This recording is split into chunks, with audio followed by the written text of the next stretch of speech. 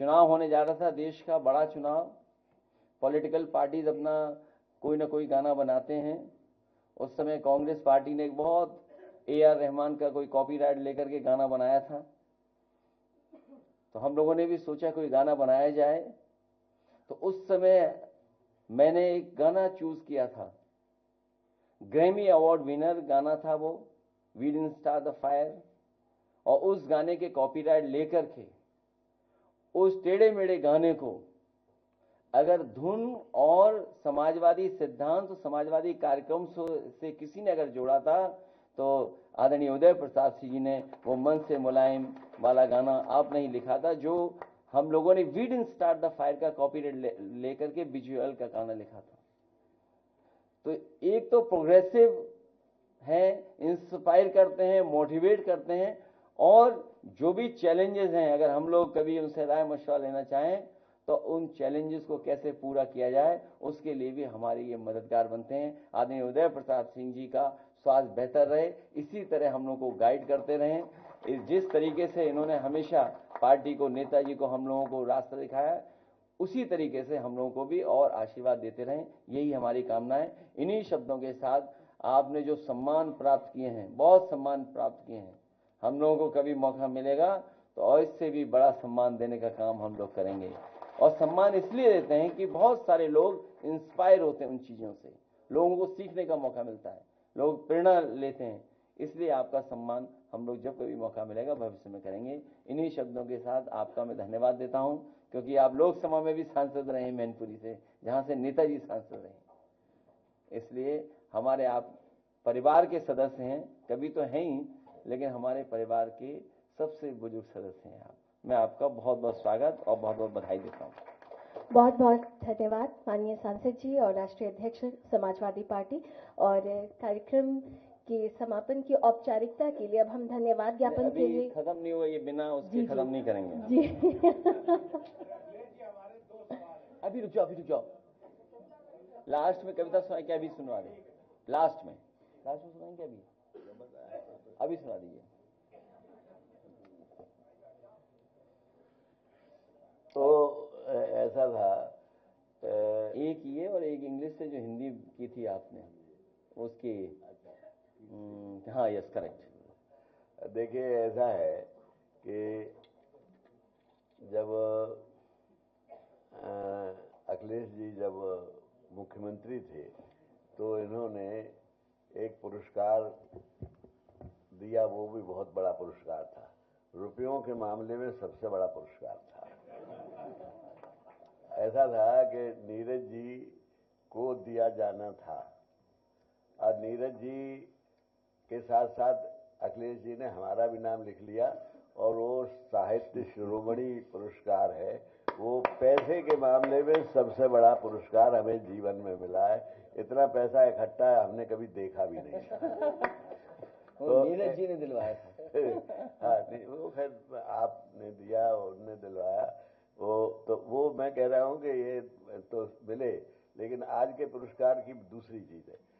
वो बात जो कविता थी वो भी यश भारती पुरस्कार जब नेताजी ने अपने हाथ से हमें दिया, और जैसे आपने अभी कहा वैसे कहा कि कुछ कविता सुना दो, तो उस वक्त फौरन मेरे मुंह से निकल गया कि क्या वक्त है आज उसके ही साए में खड़ा हूं जिस पेड़ से कल मैंने कहा था मैं बड़ा हूं। तो वो मैं उनका टीचर रहा तो मैं बड़ा था उस समय, फिर वो हमारे नेता हुए तब वो बड़े हो गए। तो इस तरह से ये बदलता रहता है और ये जमाना। और एक बात और ये है कि झंडा गीत में नेताजी ने मुझे बताया कि ये बातें पिरो देना चाहिए, तो जो बातें उनने फिरोजी जो बताई वो मैंने सब उसका वर्सिफिकेशन कर दिया, और वो ऐसी हिट हुआ झंडा गीत, और आज भी चल रहा है। तो मेरा कहने का मतलब है कि कविता जो है वो प्रेरणा, हम कवि जो है वो जनता ही से प्रेरणा लेता है, कहीं और से ज्ञान लेता है और कविता कर देता है, उसमें मेरा श्रेय उतना ही है जितना आप सबका है। बहुत बहुत धन्यवाद।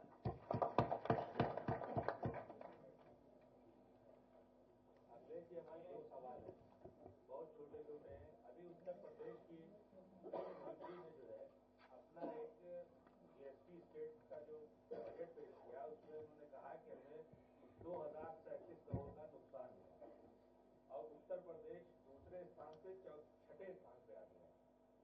उन्होंने जो है कहा कि इन्वेस्टर इन्वेस्ट नहीं कर रहा है, हम क्या करें इसके लिए? एक सवाल। दूसरा ये कि आपके नेताजी और मुलायम सिंह जी जो इससे पहले साहित्यकारों को सम्मान देते रहे हैं, समान सम्मान देते रहे हैं, आपने भी सिलसिला ये रखा है और इस सिलसिले में साहित्यकारों को पुरस्कार भी दिए, तमाम चीजें की और इस संबंध में भी काफी आप आगे रहे हैं, चाहे पॉलिटिक्स में रहे हो चाहे साहित्यकारों को सम्मान देने की बात रही हो, तो इसमें आप मेरे पत्रकार साथी, हाँ, बहुत जल्दी बजट आने वाला है और बहुत सारी बातें उसमें साफ हो जाएंगी। ये बात हम लोग लगातार कहते रहे हैं कि जो भारतीय जनता पार्टी ने इन्वेस्टमेंट मीट की थी, इन्वेस्टमेंट मीट के बाद जो एमओयू साइन हुए, एमओयू साइन के बाद कोई भी इंडस्ट्रियल पॉलिसी ऐसी नहीं बनाई उन्होंने जिससे कि यहां पर इन्वेस्टमेंट होता। और उसका परिणाम यह है कि अगर आप वेबसाइट पे भी जाना चाहोगे सरकार की, तो आपको कोई भी इंफॉर्मेशन उसकी नहीं मिलेगी। जब आपने कोई इंडस्ट्रियल पॉलिसी नहीं बनाई, बजट में कोई चीजें शामिल नहीं की, तो इसका मतलब आप खुद स्वीकार कर रहे हैं कि इन्वेस्टमेंट आपके नहीं आया है। और ये भारतीय जनता पार्टी के लोग तो वो लोग हैं जो लगातार आंकड़ों में भी झूठ बोलते हैं। कुंभ में जो हमारी जानकारी है, अभी तक 60 करोड़ लोग स्नान कर चुके होंगे, लेकिन सरकार बता नहीं रही है। सरकार जानबूझ करके आंकड़े इसलिए कम बता रही है कि कल को एडमिनिस्ट्रेटिव या मैनेजमेंट की कोई स्टडी करना चाहेगा तो जो इनका फेलियर रहा है, जो इनका मिसमैनेजमेंट रहा है, उसकी जानकारी हो जाएगी। ये कुंभ का मिसमैनेजमेंट की स्टडी ना हो, इसीलिए जानबूझ करके गिनती कम बता रहे हैं। हमारा सरकार से अपील है कि बहुत सारे बुजुर्ग 65 साल से ऊपर, 70 साल से ऊपर, वो लोग स्नान नहीं कर पाए। वो स्नान करना चाहते हैं, पुण्य और इस तरह के धार्मिक कार्यक्रमों में शामिल होना चाहते हैं। तो मेरी सरकार से यही अपील है कि एक समय पर 75 दिन का होता था ये कुंभ। सम्राट हर्षवर्धन के समय पर जो कुंभ का आयोजन होता था बहुत लंबा होता था। उस समय जहां दूर दूर से लोग, हर धर्म के लोग आकर के उस कुंभ में शामिल होते थे, स्नान करते थे और दान कर करके भी जाते थे। तो सरकार से हमारी ये मांग है कि इस कुंभ के आयोजन को, क्योंकि बहुत सारे बुजुर्ग लोग अभी स्नान नहीं कर पाए हैं, जब उन्होंने तस्वीरें देखी हैं सड़कों पर जाम की, जो भूखे प्यासे लोग नहीं पहुंच पाए, घंटों गाड़ियां चला करके भी नहीं पहुंच पाए, भगदड़ भी हुई, जाने भी गईं, लोग आते समय में भी एक्सीडेंट हुआ, जाने चली गई, जाते समय भी बड़े पैमाने पे लोगों की जान गई, जिसका आंकड़ा सरकार अभी तक नहीं दे पा रही है। सरकार ने पहले ही कहा था कि हमने ड्रोन लगा करके और ड्रोन से बहुत से कार्यक्रम भी किए थे, लेकिन ड्रोन का जहां इस्तेमाल होना चाहिए था, ड्रोन का इस्तेमाल नहीं किया। डिजिटल कुंभ की बात कही, लेकिन डिजिट अभी तक सरकार नहीं बता पा रही है। तो हमारी मांग है कि प्रयागराज के लोग, जो वहां के निवासी लोग हैं, निवासी हैं वहां के लोग, रहने वाले लोग, वो भी अभी स्नान नहीं कर पाए हैं, बड़े पैमाने पे वो लोग भी नहीं पहुंच पाए। इसलिए इस कुंभ आयोजन को और लंबा कर दिया जाए और बढ़ा दिया जाए। देखिए, एक सवाल देखिए, जो अभी आपका कार्यक्रम हुआ है, इसका बहुत ही अच्छा प्रोग्राम है साहित्य के प्रमोशन के लिए, लेकिन जो उसने मिर्जा गालिब पर शेर लिखा है, इसलिए नहीं है तो वो भूला था इसके सिलेक्शन में कमी थी। अब इसमें क्योंकि हम लोग बहुत ज्यादा गालिब को नहीं पढ़ते हैं, गालिब को पढ़ने लगेंगे तो किसी और रास्ते पे चले जाएंगे।